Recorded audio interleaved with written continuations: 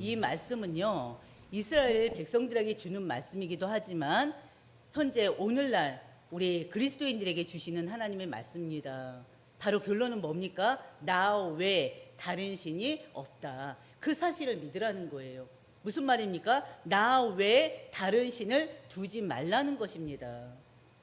이 말씀으로 우리가 오늘 말씀을, 하나님께서 우리에게 주신 말씀을 한번 나누도록 하겠습니다. 오늘 말씀의 제목은요, 언약의 신실하신 하나님이세요. 하나님은 어떤 분이세요? 신실하신 하나님이십니다. 근데 하나님께서 하나님 백성들하고 맺은 그 언약을 반드시 지키시는 하나님이신 거예요. 하나님께서는 지금도 우리에게 계속적으로 말씀을 주고 계십니다. 성경 66권을 통해서 우리에게 약속의 말씀을 주고 계십니다. 근데 중요한 것은요, 주시기만 하는 것이 아니라 반드시 하나님께서 우리에게 강단을 통해 주시는 말씀을 반드시 이루시는 신실한 하나님이신 거예요. 여러분들이 그걸 기억한다면요, 하나님께서 분명히 우리에게 주신 이 말씀을 이루시는 하나님이라는 걸 믿는다면요, 그 믿음 가운데 반드시 하나님은 역사하실 줄 믿습니다. 바로 그 믿음 가지고 오늘 말씀을 나눴으면 합니다. 지난주 우리가 나눴던 말씀은요, 호세아서 1장에서 3장의 말씀이었어요. 오늘은요, 4장에서 13장 말씀을 나눌 것입니다. 그리고 다음 주에는 마지막 14장을 말씀을 나누려고 그래요. 그렇기 때문에 다음 주에 오실 때 한 장밖에 안 되잖아요. 14장 반드시 읽어보시길 바랍니다. 우리가 1장에서 3장을 통해서 하나님께서 하나님의 백성들, 하나님의 자녀들을 향한 그 사랑을 볼 수가 있었어요. 호세아와 그 아내 고멜, 그 교련 생활을 통해서 하나님께서 하나님의 당신의 그 자녀를 얼만큼 사랑하는지 우리는 1장에서 3장의 말씀을 통해서 우리는 보았습니다. 하나님은요, 호세아에게 음란한 여인 고멜과 결혼하게 하셨습니다. 그리고 또 중요한 건 결혼했는데도 불구하고 그 고멜은요, 남편을 떠나서 다시 떠나버렸잖아요. 다른 남자들 향해 떠나버렸잖아요. 그럼에도 불구하고 하나님은 그 고멜을 다시 데려오게 합니다. 이것은요, 하나님께서 언약을 저버린 이스라엘도 끝까지 포기하지 않겠다는 거예요. 우리가 하나님 말씀을 듣고 있단 말이에요. 항상 예배하고 있단 말이에요. 그리고 또 주신 말씀 가지고 또 기도도 한단 말이에요. 근데 때로는 우리가 연약하여서 순간 놓쳐버리고, 말씀을 놓쳐버리고, 기도를 놓쳐버리고, 순간 우리가 하나님과 반대 방향으로 가다 보면 어떻게 되겠습니까? 그 반대 방향으로 가는 즉시 우리는 우리의 신앙이 점점 식어지면서 약해지면서 무너질 수밖에 없어요. 그러면서 우리의 삶은요, 하나님 말씀과 완전히 전혀 연결되지 않는, 하나님 말씀과 상관없는 삶을 살게 됩니다. 그럼 하나님과 말씀을 상관없는 삶을 살면은 그 삶은 어떻겠습니까? 제약된 삶을 살 수밖에 없어요. 타락된 삶을 살 수밖에 없어요. 그렇지 않습니까? 그럼에도 불구하고 하나님 우리를 계속 어떻게 해요? 불러주셔요. 우리를 기다리시고요, 우리가 돌아올 때까지 하나님 계속 우리를 어떻게 해요? 계속 쳐주십니다. 무슨 말이에요? 무슨 일이 있어도 하나님이 택한 백성을 포기하지 않으시겠다는 거예요. 어떻게 해서든 돌아오게 하겠다는 거예요. 어떤 방법으로든. 그걸 우리는 이 호세아 가정을 통해서 또 확인하게 됩니다.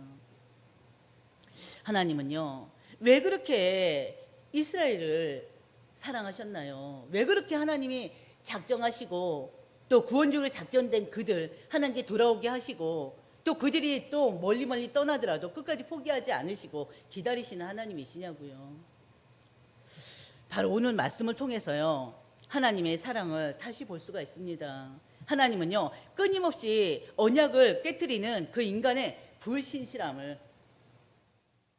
불신실함에도 불구하고 끝까지 언약을 지키시는 하나님이십니다. 그것을 오늘 말씀을 통해서 우리가 나눠보고자 합니다. 첫 번째 우리가 나눌 말씀은요, 하나님을 아는 지식을 회복하라는 거예요. 하나님이 호세아 시대에 이스라엘 백성들에게 주신 말씀이고요, 여러분들에게 주신 말씀이에요. 뭐 하라고요? 하나님을 아는 지식을 회복해라. 바로 호세아 4장 1절에서 19절 말씀입니다. 4장은요, 하나님께서 북이스라엘 향해서 법정에서 재판을 개정하시는 장면으로 시작돼요. 4장 1절 보면요, 여호와께서 이 땅 주민과 논쟁하시나니 그랬어요. 바로 이 논쟁은요, 단순한 말다툼을 얘기하는 것이 아닙니다. 바로 이 논쟁은 뭘 얘기하냐면요, 지금 법정에서 재판하는 모습을 의미하는 거예요. 하나님께서 원고가 되십니다. 그리고 원고이자 재판장이 되셔요. 그리고 이스라엘은 어디에 있습니까? 피고석에 있습니다.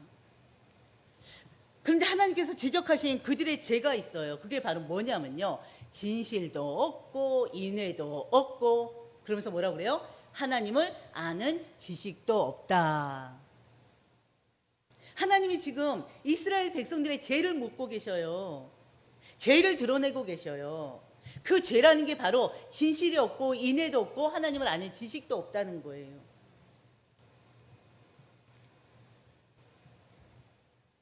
언약 백성에게 반드시 있어야 될 게요, 진실된 삶입니다. 인내하는 삶입니다. 하나님을 아는 삶입니다. 근데 이 언약 백성이 가져야 될 이 중요한 세 가지를요, 모두 다 잃어버렸다는 거예요. 다 이 세 가지 다 사라졌다는 것입니다. 바로요, 하나님을 아는 것에서 신앙은 시작됩니다. 신앙은 뭘로 시작된다고요? 하나님을 바르게 아는 데서 시작돼요. 하나님을 올바르게 아는 데서 시작돼요. 성경에서 말하는 하나님을 안다는 게 뭘까요? 이 안다라는 건요, 히브리어로 야다예요, 야다. 단순한 지식이나 정보를 얘기하는 게 아닙니다. 바로 하나님과의 인격적인 관계를 얘기해요. 하나님과 인격적으로 교제하면서요, 그 하나님과 동행하는 삶, 그게 바로 하나님을 아는 것입니다. 하나님을 안다고 하면서요, 영적인, 이 성경의 지식만 알 뿐이지 하나님과 상관없이 산다? 그럼 하나님 모르는 거예요. 그 임마누엘 하나님과 함께 해야 되는데, 그 하나님과 동행하는 삶을 살아야 되는데, 하나님과 동떨어진 삶을 살고 있다? 하나님 모르는 것입니다. 바로 하나님을 안다는 건 뭐라고요? 하나님과 동행하는 삶을 사는 거. 하나님과 교제하는 거. 뭘로 교제합니까? 말씀으로 교제하고, 기도로 교제하고, 찬양으로 교제하고. 우리는 일사시 하나님과 교제하고 있지 않습니까? 무엇을 하든지 항상 하나님 생각하고 있지 않습니까? 하나님과의 소통이에요. 교통이에요. 그게 바로 하나님 교제 아니겠습니까? 그래서 하나님을 안다는 건요, 하나님과 소통하는 거예요. 하나님과 깊은 교제하는 거예요. 여러분들이 바로 하나님과 소통하는, 말씀과 기도로 깊이 하나님과 소통하는 여러분들 되시기를 주의 이름으로 축원드립니다. 그런 여러분들이 하나님을 아는 거예요. 하나님과 관련되게 사는 거. 모든 일에 하나님을 어떻게 해요? 하나님 간섭을 뿌리치는 것이 아니라 하나님을 간섭하도록 하나님을 요구하는 것입니다. 말씀을 아는 것보다요, 중요한 것은 바로 뭐냐면요, 말씀대로 살아가는 거예요. 우리 이번 주 강단 말씀이잖아요. 믿음은 뭘로 증명한다? 삶으로 증명하는 거잖아요. 그래서 행함이 없는 믿음은 죽은 믿음이라고 했습니다. 바로 하나님과 인격적으로 교제하며 동행하는 삶, 그게 바로 하나님을 아는 삶이에요. 그래서 말씀을 많이 아는 것도 중요해요. 그러나 말씀대로 살아가는 거 너무나 중요합니다. 예배 참여한 거 반드시 있어야 돼요. 예배 드려야 돼요. 근데 중요한 것은요, 예배를 받으시는 그 하나님과 동행하는 것, 그게 중요한 것입니다. 호세아 시대 이스라엘은요, 지금 계속 구약에서 반복되는 말이에요. 호세아 시대뿐만이 아니라 예레미야 때도 에스겔 때도 구약의 선지자들 때마다 이스라엘은 어떻습니까? 하나님이 택한 민족이고 하나님이 아예 언약을 세우신 민족이잖아요. 특별히 하나님이 택한 민족이잖아요. 그러나 우리가 계속 반복적으로 지금 말씀을 확인하는 게 바로 호세아 시대 역시도 이스라엘은 성전도 있고 절기도 있고 절기도 지키고 제사도 끊이질 않았는데 하나님과의 인격적인 관계는 끊어졌다. 이거예요. 한마디로 그들의 이 하나님 믿는 믿음은요, 그냥 껍데기일 뿐입니다. 정작 그 안에서 하나님은 사라지고 없어요. 생각해 보세요. 예배를 드려요. 근데 하나님과 교제가 안 된다. 예배를 드려요. 하나님과 소통이 안 된다. 하나님과 동행하지 않는다. 그러면은 그건 형식적인 예배뿐이잖아요. 예배일 뿐이잖아요. 종교 생활일 뿐이잖아요. 하나님을 모르면요, 반드시 다른 것을 의지할 수밖에 없습니다.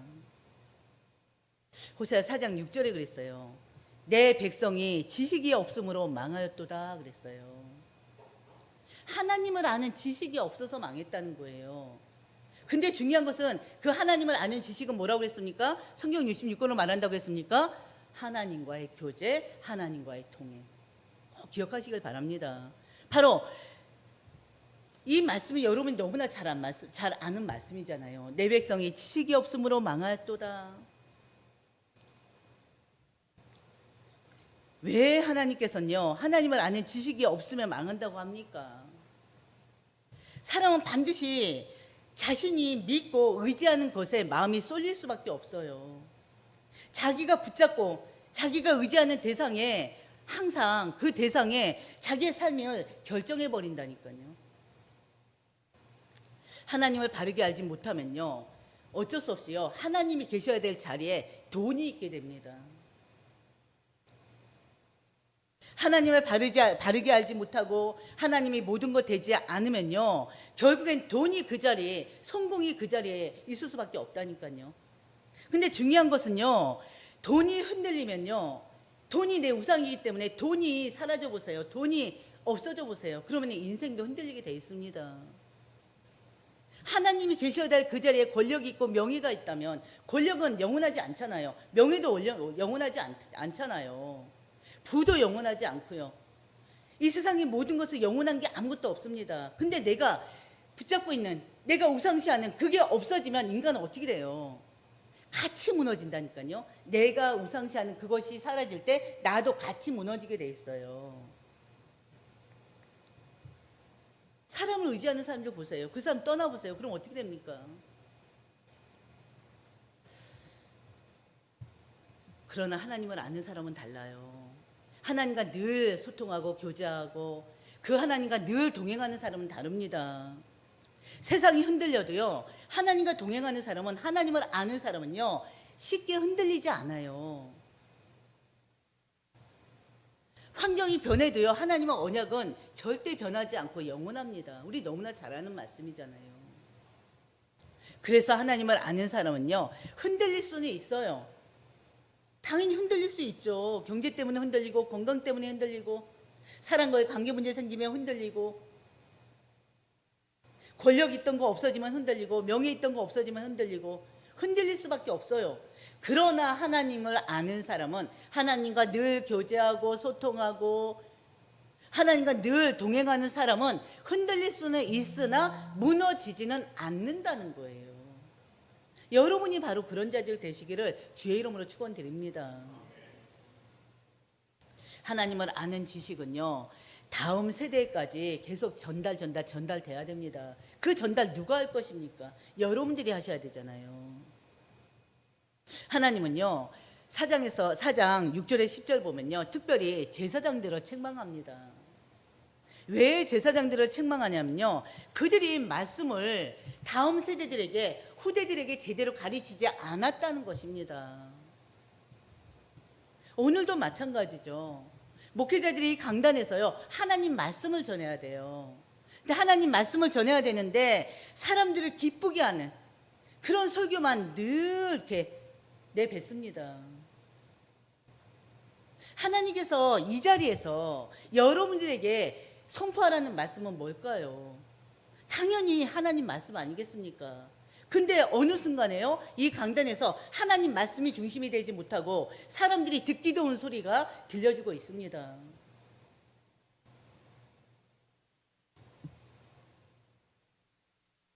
부모는요, 자녀에게 세상 성공보다요, 하나님을 아는 지식을 먼저 가르쳐야 돼요.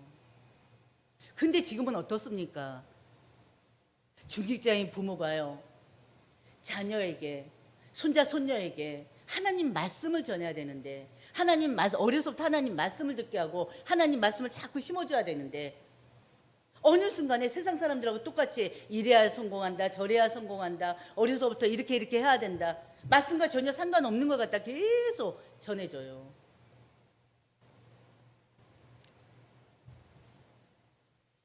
신앙교육은요, 교회에서만 이루어지는 게 아닙니다. 가정에서, 교회와 함께 가정에서 이루어지는 게 신앙생활이에요. 가정이 첫 번째 예배당이라는 거 우리 성도들이 알아야 돼요. 특히나 어린 아이들이 있는 우리 성도들이 알아야 됩니다. 우리 집사님들이 알아야 돼요. 이 말씀을 들으려나 모르겠네요.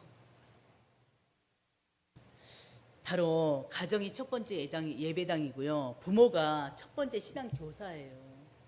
그렇지 않습니까? 그리고 또 우리 역시도 마찬가지죠. 내 자녀가 아니더라도 교회 안에서 우리 다음 세대들은 다 우리에게 맡겨진 양들이잖아요. 우리 주일 2부 예배 때 말씀 나눴잖아요. 중직자들이 해야 될 일이 뭐예요? 양들을 돌보는 역할이에요. 목회자만 목자인 게 아니고요. 중직자들이 목자예요. 그렇지 않습니까? 성도들을 돌보고 그들을 보호하고 그들을 위해서 기도하고 권면하는 자들이 중직자의 할 일입니다. 그래서요, 우리 후대들에게, 다음 세대들에게 바로 하나님 말씀을, 신앙생활이 뭔지를 제대로 가르쳐주는 우리 교회가 돼야 됩니다. 하나님보다 더 의지하는 것이 있다면 그것은 우상입니다. 바로 4장 12절에서 19절이에요. 이스라엘은요, 하나님 섬겨요. 근데 그들이 섬겼던 게 뭐였습니까? 그들이 뭘 섬겼나요? 항상 반복했죠. 바알 우상을 섬겼잖아요. 물론 아세라도 섬겼죠. 근데 중요한 것은요, 바알 우상이 뭡니까? 풍요의 신으로 여러 번 말씀드렸어요.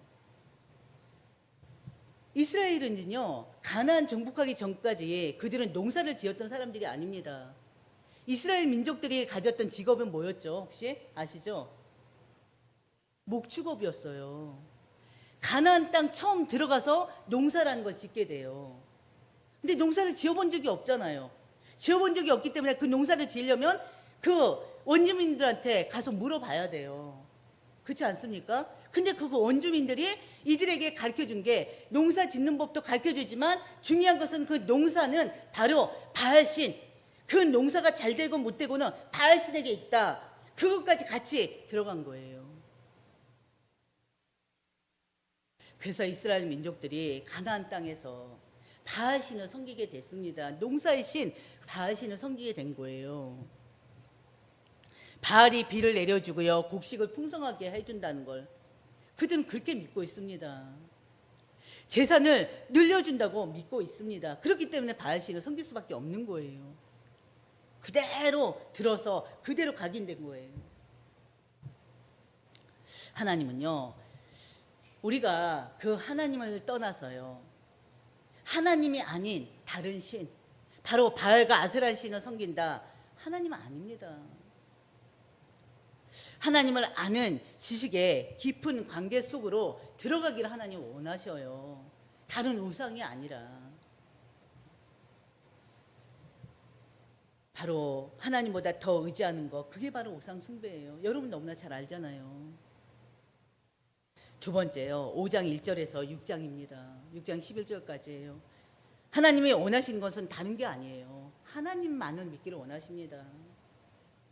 형식보다 언약의 사랑을 회복하라 하나님 말씀하십니다. 왜냐하면 우리의 신앙생활이 형식인 경우가 너무나 많아요. 모든 게 너무너무 형식적이에요. 너무너무 종교적이고요. 5장은요, 제사장과 왕과 백성을 향한 하나님의 책망으로 시작됩니다. 5장 1절 한번 같이 볼까요? 제사장들아 이를 들으라, 이스라엘 족속들아 깨달으라, 왕족들아 귀를 기울이라. 왜 하나님께서 이들을 이렇게 책망하실까요? 겉으로는요, 종교 생활을 하고 있지만 바로 하나님을 향한 사랑이 완전히 식어버렸기 때문에 그렇습니다. 그래서 하시는 말씀이에요. 형식보다 언약의 사랑을 회복해라. 하나님과 약속한 그 언약을 회복해라. 우리에게 주신 말씀 아닙니까? 왜냐면요, 반복되는 죄는요, 우리의 마음을 오히려 굳어버리게 만듭니다. 하나님께 향하는 게 아니라 그 죄 속에 빠지게 만들어버려요. 하나님께서는요, 에브라임과 이스라엘 상태를 너무나 정확하게 아시고 그들에게 말씀하십니다. 5장 3절이에요. 에브라임은 음행하였고 이스라엘은 더러워졌느니라. 그러면서 뭐라고 하냐면요, 그들의 행위가 그들로 자기 하나님에게 돌아가지 못하게 하나니. 그들의 제약된 행위가요, 그들로 하여금 하나님께 더욱더 돌아가지 못하게 만든다는 거예요.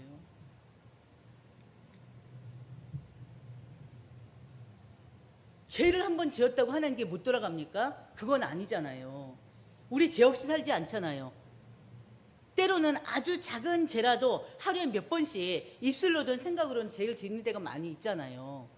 그럼 죄를 지으면 우리가 어떻게 하나님께 갈 수가 있겠습니까? 지금 그 얘기가 아니에요. 죄를 한번 지었다고 하는 게 돌아갈 수 없는 것은 아니고요.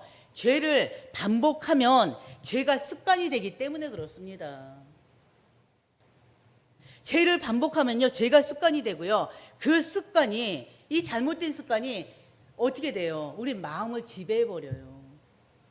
결국에는요, 하나님께 돌아가고 싶어도 돌아갈 수 없는 상태까지 돼버립니다. 아예 돌아갈 힘조차도 없어요.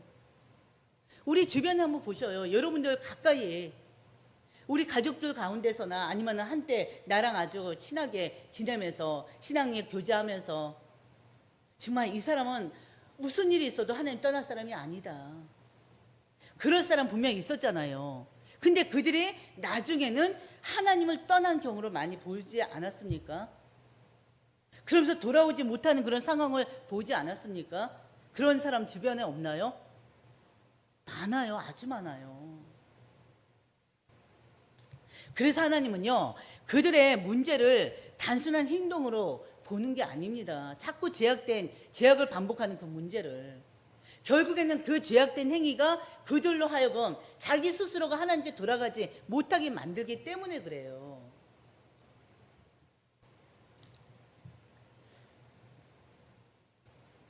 죄의 본질이 뭡니까? 하나님을 떠나버리게 되는 거예요. 형식적인 회개는요, 하나님을 기쁘게 하지 못한다. 바로 5장 말씀입니다. 하나님은요, 바로 그들에게 회개하기를 원하셔요. 하나님은요, 회개하기를 원하십니다. 여러분들이 살다 보면은 회개할 일 많지 않습니까? 우리도 스스로가 하나님 앞에 때로는 부끄러워서 고개를 못 들 때도 있잖아요. 우리도 스스로가 마음의 양심의 가책을 느껴서 하나님께 죄스러운 때가 있지 않습니까? 근데 괜찮아요.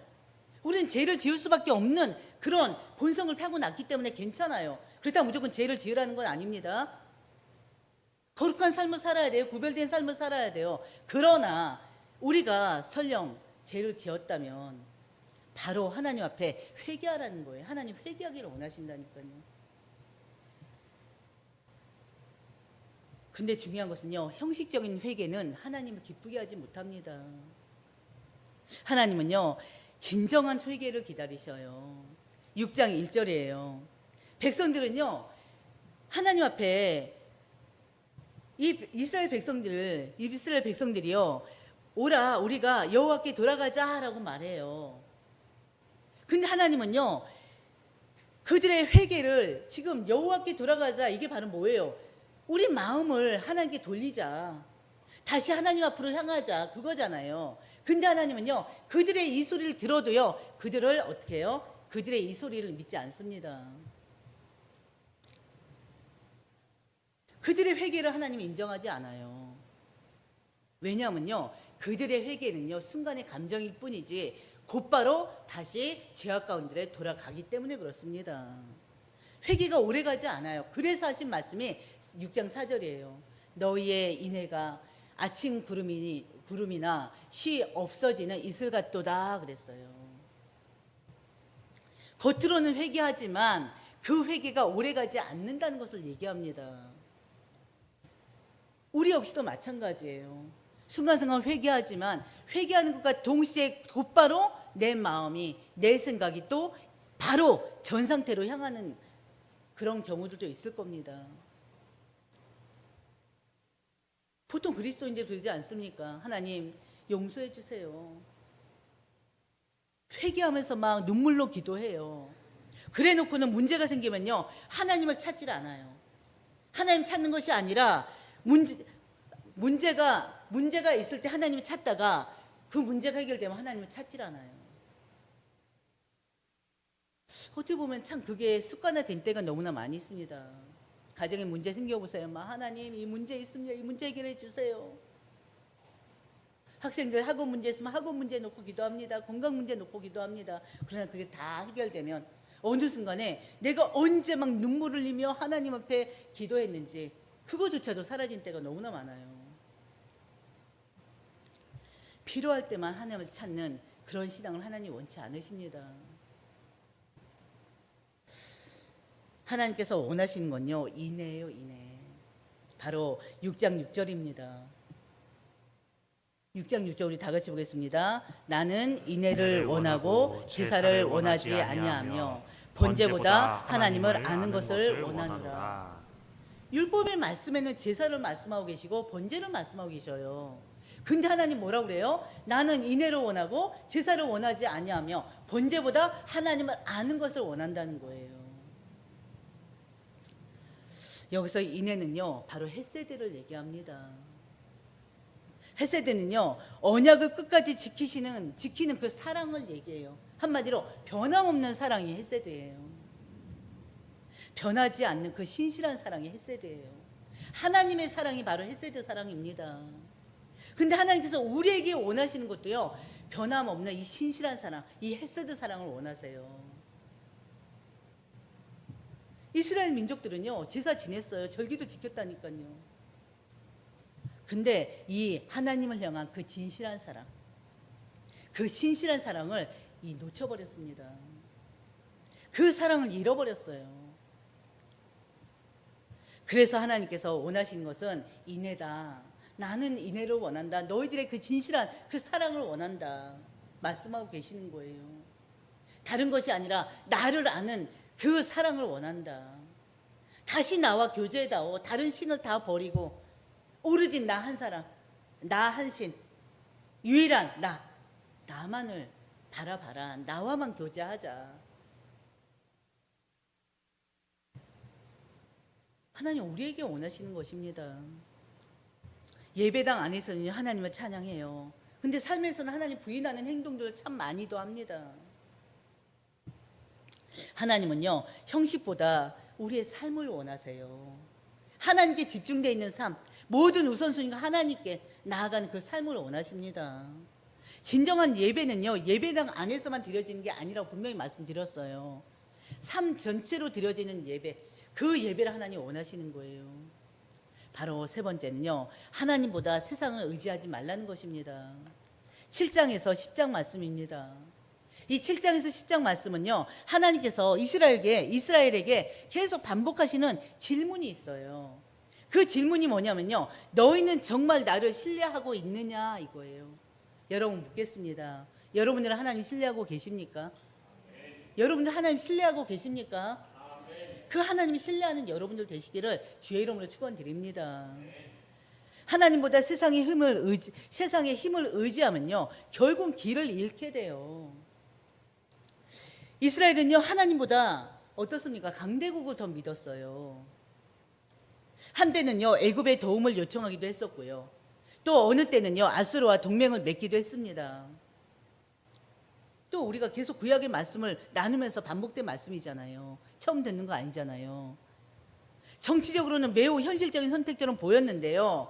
그러나 하나님은 그것을 그들의 불신앙으로 보았어요. 호세아는요, 이스라엘의 이런 모습을 두 가지로 비유했습니다. 바로 어떤 모습을 비유했습니까? 바로 7장 8절 보면요. 7장 8절에 있을까요?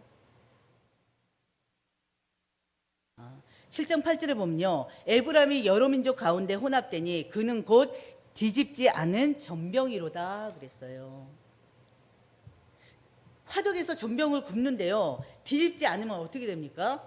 한쪽은 타고 한쪽은 익지 않은 빵이 됩니다. 그것을 비유한 거예요. 겉으로는 괜찮아 보여도 실제로는 쓸 수 없는 빵이 될 수밖에 없습니다. 무슨 말입니까? 이스라엘이 겉으로는 하나님을 섬기는 것 같지만 실제로는 이방 나라와 이방 신을 의지하고 있는 그 모습을 하나님 비유하신 것입니다. 그리고는 어리석은 비둘기에 비유했어요. 11장 보면요. 에브라임은 어리석은 비둘기같이 지혜가 없어서 애굽을 향하여 부르짖으며 아수르로 가는도다. 무슨 말입니까? 하나님을 의지하지 않고요. 애굽과 아수르 사이를 오가면서요. 인간적인 해결책만 찾는 그 모습을 하나님이 꾸짖으신 것입니다. 결국에는 어떻게 됐습니까? 하나님 없는 그 외교. 애굽의 도움을 요청하고 아수르와 함께 하려고 했지만 결국에는 어떻게 됐어요? 오히려 멸망당했잖아요. 아수르에 멸망당했잖아요. 그렇지 않습니까? 북이스라엘은 아수르에, 남유다는 바벨론에 멸망당했습니다. 죄는요, 중요한 것은 바람처럼 시작하지만 결국 광풍이 됩니다. 그 말씀이 8장 7절에 있어요. 8장 7절 보면요, 그들이 바람을 심고 광풍을 거둘 것이라 그랬어요. 바람은 작고 눈에도 잘 보이지 않습니다. 그러나 바람처럼요, 가벼운 죄를 심었는데 거두는 것은 광풍 같은 심판이라는 것을 말하고 있습니다. 무슨 말입니까? 죄는 처음에는요, 아주 작은 것으로 시작돼요. 그렇지 않습니까? 사람들의 죄가 아주 처음부터 큰 걸로 시작되지 않아요. 작은 것에서 시작돼요. 근데 중요한 것은 조금의 욕심, 조금의 거짓말, 조금의 타협, 이 정도는 괜찮겠지. 그런 것들이요, 계속 반복돼 보세요. 그게 커진다니까요. 작은 거짓말이 나중에는요, 신뢰를 잃게 됩니다. 작은 탐욕이요, 결국에는 인생 전체를 무너뜨리기도 해요. 작은 불순종이 결국에는 인생의 방향을 완전히 흔들어 버리기도 합니다. 그래서 죄는 항상 예상보다 큰 결과를 가져온다는 거 여러분들이 기억하셔야 돼요. 그럼 하나님이 9장에서 10장 주시는 말씀이요, 축복이 하나님보다 앞서면 그것도 우상이 된다. 생각해 보세요. 축복이 하나님보다 앞서면 그것도 우상이 된다. 축복이 하나님보다 앞서면 그것도 우상이 된다. 왜 이런 말씀을 하셨을까요? 바로 이 호세아 이 당시는요, 농작물을 거두는, 이때 이 당시는 농작물을 거두는 추수철이었습니다. 이 말씀을 했을 당시는요. 이스라엘은요, 풍년을 맞았어요. 그래서 풍년을 맞아서 축제를 벌이고 있어요. 근데 하나님은요, 9장 1절에서 뭐라고 하냐면요, 바로 하나님께서요, 기뻐하지 말라고 말씀하십니다. 축제, 풍요를, 지금 추수를 거뒀단 말이에요. 농작물 수확이 너무너무 많아요. 너무나 그래서 기뻐서 지금 축제를 벌이고 있는데 하나님은 그들에게 기뻐하지 말라고 말씀하고 계셔요. 우리 1장 한번 같이 볼까요? 이스라엘아, 너는 이방 사람들처럼 기뻐 뛰놀지 말라. 내가 음행하여 내 하나님을 떠나고 각 타작 마당에서 음행의 값을 좋아하였느니라. 음행의 값, 어떤 음행? 영적 간음, 어떤 영적 간음? 우상 숭배. 풍요의 신, 바알신. 지금 이들이 지금 축제를 벌이고 있는데요. 왜 기뻐하지 말라고 하냐면요, 그들은 풍요의 근원이 하나님이 아니라 누구? 바알에게 돌렸기 때문에 그렇습니다. 바알에게 제사를 드렸기 때문에 풍요를 얻었다고 기뻐하지 말라는 거예요. 네가 음행해서 바알에게 지금 오히려 하나님이 아니라 바알에게 지금 감사하고 있다니까요. 그냥 그 자체가 음행 아닙니까? 바알에게 우상을 숭배하면서 바알을 숭배하면서 네가 하나님을 떠나고 각 타작마장에서 지금 풍요한 곡식을 거뒀는데 그 음행값을 좋아하였느니라 그랬어요. 바로 지금은 어느 때냐? 하나님께 돌아올 때라는 거예요. 10장 12절에 15절입니다.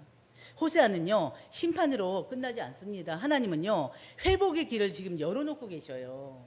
10장 12절 한번 같이 볼까요? 10장 12절. 같이 보겠습니다. 너희가 자기를 위하여 공의를 심고 인애를 거두라. 너희 묵은 땅을 기경하라. 지금이 곧 여호와를 찾을 때니 마침내 여호와께서 오사 공의를 비처럼 너희에게 내리시리라. 아멘.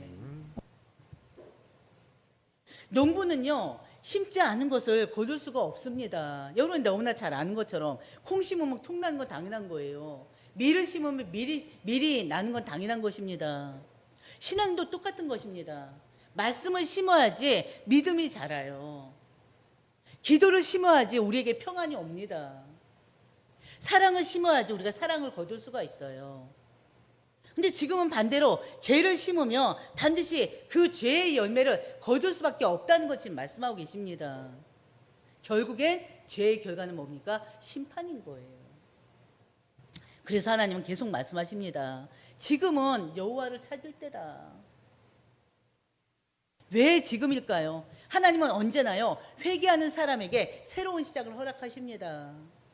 오늘도 하나님 우리에게 말씀하셔요. 나중에가 아니라 지금 돌아오라는 거예요. 지금 회복하라는 거예요. 근데 우리는 지금이 아니라 잠깐만요. 바쁜 일 좀 해결하고요. 제가 이 사람 저 사람한테 전화합니다. 알고 있어요. 회복할 거예요. 잠깐만요. 참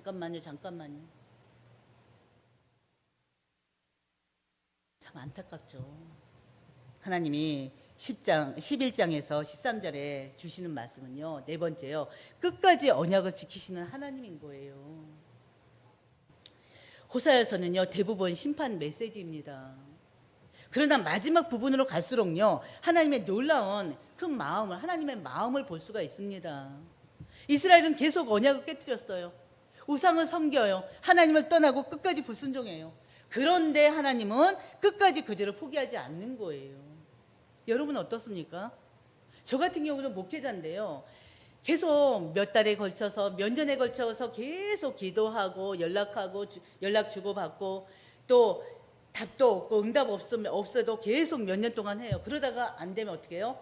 저한테도 계속 이상해 마음이 이렇게 떠나요. 그때 저 자신과 싸우는 거예요. 하나님은 이걸 생각하면서 끝까지 포기하지 않는 하나님 아니냐. 근데 너는 왜 포기하려고 하느냐. 그러다가 다시 회개하고 또 전화하고 또 연락하고 카톡을 보내고 답 없어도 또 보내고 그러다가 또 몇 년이 지나면 그때는 이제 끊어요.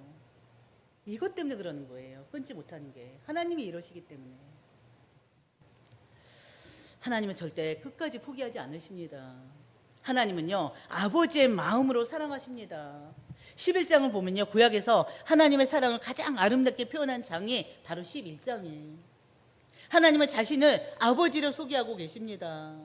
이스라엘은요, 어린 아이였어요. 우리 11장 1절 한번 볼까요? 지금 무슨 얘기인지 잘 모르겠죠. 11장 1절 같이 보겠습니다. 이스라엘이 어렸을 때 내가 사랑하여 내 아들을 애굽에서 불러냈거늘. 이 말씀이 이해가 되십니까? 하나님은요, 자신을 아버지로 지금 말씀하고 계셔요. 이스라엘은 어린 아이였어요. 하나님은 그 어린 아이의 손을 붙잡고요, 걸음마를 가르치셨어요. 넘어질 때마다 이렇게 세워주셨어요. 먹을 것을 주시고 보호하셨어요. 3절 같이 보겠습니다. 그러나 내가 에브라임에게 걸음을 가르치고 내 팔로 안았음에도 내가 그들을 고치는 줄을 그들이 알지 못하였더라. 마치 어린아이의 손을 잡고 걸음을 가르치는 부모의 모습을 지금 말씀하고 계십니다. 아이가 넘어지면 이렇게 세워주고 품에 안아주고요, 먹을 것은 먹여주고요, 부모처럼 하나님께서 이스라엘을 돌보셨어요. 그런데 그 백성이 하나님 떠나서 우상을 따라갔습니다. 이스라엘은요, 하나님이 자신들을 고치셨다는 그 사실조차도 알지 못하는 거예요. 얼마나 안타까운 말씀입니까? 우리는 하나님의 은혜를 받으면서도 그 은혜가 하나님께로부터 온 것을 모른다는 거예요. 건강도, 가정도, 직장도, 사업도 다 오늘 우리 살아있는 것도 모두 하나님의 은혜인데 이 하나님의 은혜를 모른다는 거예요. 바로 자신들이 자신의 능력인 것처럼 착각하고 있습니다. 그럼에도 불구하고 하나님 말씀하십니다. 11장 8절입니다. 같이 보겠습니다. 에브라임아, 내가 어찌 너를 놓겠느냐? 이스라엘이여, 내가 어찌 너를 버리겠느냐? 내가 어찌 너를 아드마같이 놓겠느냐? 어찌 너를 수보인같이 두겠느냐? 내 마음이 내 속에서 돌이켜 나의 궁율이 온전히 불붙듯 하도다. 이 말씀을 잘 보세요. 그러면 하나님의 갈등이 그 말씀에 그대로 녹아 있어요. 하나님은 누구십니까? 공의의 하나님이십니다. 공의의 하나님이시기 때문에 죄를 반드시 심판하셔요. 그런데 사랑의 하나님은요, 자기 백성을 너무너무 사랑하시기 때문에 차마 버릴 수가 없다는 거예요. 이게 하나님 마음입니다. 하나님은요, 실패한 사람도 다시 사용하셔요. 12장 말씀입니다. 12장에서 하나님은요, 갑자기 야곱의 이야기를 꺼내십니다. 야곱하면 어떻습니까? 바로 실패한 사람이었잖아요. 왜 하필 야곱입니까? 야곱은 이스라엘 민족의 조상이기 때문에 그렇습니다. 야곱은 완벽한 사람이 아니잖아요. 형 에서를 속인 자잖아요. 아버지까지 속인 자잖아요. 형을 속이고 아버지 속여서 장자권을 뺏은 자 아닙니까? 그의 인생은 어떻습니까? 거짓과 욕심으로 가득 찼어요. 그러나 하나님은 그런 야곱을 버리지 않으셨어요. 그 야곱의 이름을 뭘로 주셨어요? 이스라엘로 주셨습니다. 그리고 그 야곱을 통해서 이스라엘의 12지파를 세우셨어요. 야곱의 12아들이 바로 12지파잖아요. 그 12지파들이 통해서 낳은 자들이 바로 이스라엘 백성입니다. 그래서 여러분들이 이스라엘 백성이 누군지를 아셔야 돼요. 교만은요, 하나님을 잊게 만듭니다. 바로 13장은요, 이스라엘이 왜 무너지는지 그 이유를 말씀하셔요. 그게 바로 13장 6절입니다. 같이 보겠습니다. 그들이 먹여준 대로 배가 불렀고 배가 부르니 마음이 교만하여 이로 말미암아 나를 잊었느니라. 이스라엘은 처음부터 교만한 게 아니었습니다. 하나님께서 복을 주셨고요, 풍요를 주셨고요, 안정을 주셨어요. 그런데 그 복 때문에 하나님을 잊어버린 거예요. 이해되십니까? 이것이 바로 인간의 연약함이 아니겠습니까? 고난은 우리를 하나님께 가까이 하는데요, 풍요는 때때로 우리로 하여금 하나님께 멀어지게 만드는 거예요. 풍요가 교만을 낳고요, 교만이 하나님을 잊게 만들어버려요. 그게 바로 죄가 되는 것입니다. 이 말씀이 이해되시죠? 바로 그래서 하나님이요, 바로 14장 4절 보면요, 애굽 땅에 있을 때부터 나는 내 하나님 여호와라, 나밖에 다른 신을 알지 말 것이라, 나 외에는 구원자가 없다. 다시 말씀하십니다. 하나님 외에는 구원자 없습니다. 자꾸 구원을 다른 데서 찾으려고 그래요. 하나님의 마지막 말씀은요, 심판이 아니라 구원의 소망입니다. 13장 14절 말씀이에요. 마지막 보고 마무리 끝내겠습니다. 호세아는 심판으로, 호세아서는요, 심판이 끝나지 않고요, 놀라운 소망의 말씀을 남깁니다. 같이 보겠습니다.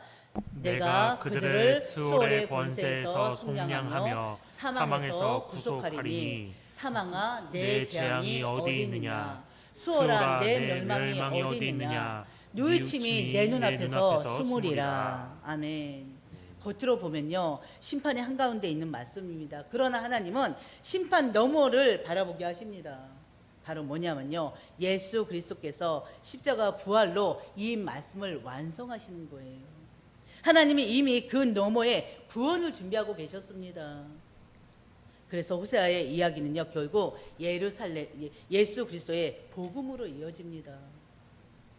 그래서요, 결국에는요, 4장에서 13장까지 하나님께서 우리에게 주시는 말씀이 뭐냐면요, 같이 보겠습니다. 첫째, 하나님을 아는 지식을 회복해라. 둘째, 형식보다 언약의 사랑을 회복해라. 셋째, 세상을 의지하지 말고 하나님만 의지해라. 이걸 말씀하는 거예요. 기억하시길 바랍니다. 우리 오늘 말씀 다시 한번 반드시 묵상하시고요. 그러면서 말씀을 내 마음에 새기는 여러분들 되시기를 주의 이름으로 축원드립니다. 우리 다 같이 420